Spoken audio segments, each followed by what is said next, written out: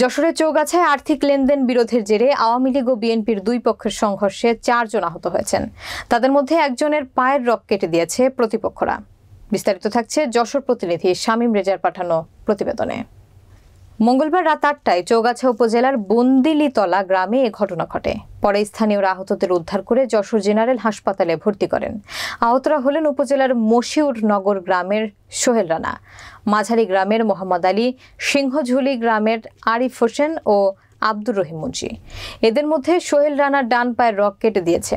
স্থানীয়রা জানায়, আর্থিক লেনদেন সংক্রান্ত বিরোধ নিষ্পত্তির কথা বলে ডেকে নিয়ে একই উপজেলার বাটিকমারি গ্রামের আওয়ামী লীগ নেতা উজ্জ্বল ও আলমগীর সহ 4 থেকে 5 জন দেশীয় অস্ত্র ও রামদা দিয়ে অতর্কিত হামলা চালালে 4 জন আহত হন। তাদের মধ্যে 2 জনের অবস্থা গুরুতর। এই ঘটনায় মামলার প্রস্তুতি নিয়েছেন আহতদের স্বজনরা। আহত 4 জনই বিএনপির সমর্থক বলে জানা গিয়েছে। আমার ফ্রেন্ড একজনের কাছে কিছু টাকা পাবে, এই টাকাটা অনেকদিন ধরে বিরোধ হয়েছিল।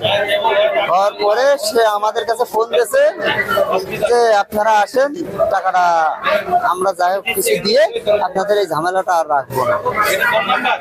সেই হিসেব করে আমরা উদ্যোগ করে সেখানে গেছি, কিন্তু তারা তো যে একটা ফান পেতে বসে আছে সেটা তো আমরা জানি না। যখনই আমরা ওখানে লাভার পর আওয়ামী লীগের কিছু লোকজন জড়িত হয়ে আমাদেরকে বেধড়ক দেশীয় অস্ত্র দিয়ে আমার 2 পায়ের রগ কেটে গেছে, 1 পা শির কেটে গেছে হাতের, আবার পিছনে আবার খুব আঘাত পাইছি। দীর্ঘদিনের ঝামেলা, তো হঠাৎ করে এই আওয়ামী লীগ সরকার পতনের পরে ওরা তো আওয়ামী লীগ করে, তো আমাদেরকে বললো যে ভাই ঝামেলা রাখবো না, আপনারা আসেন কম বেশ করে এই ঝামেলাটা মিটাই ফেলি। তো আমরা সেই হিসেবে গেছি।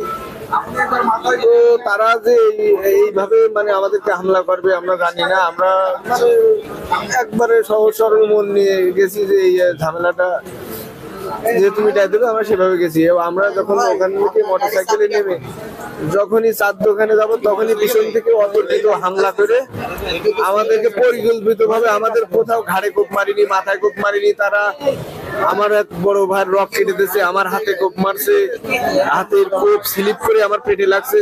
তারা আমাদেরকে মানে একবারে সুষ্ঠু পরিকল্পনা করে আমাদের এইভাবে আমাদেরকে মারছে।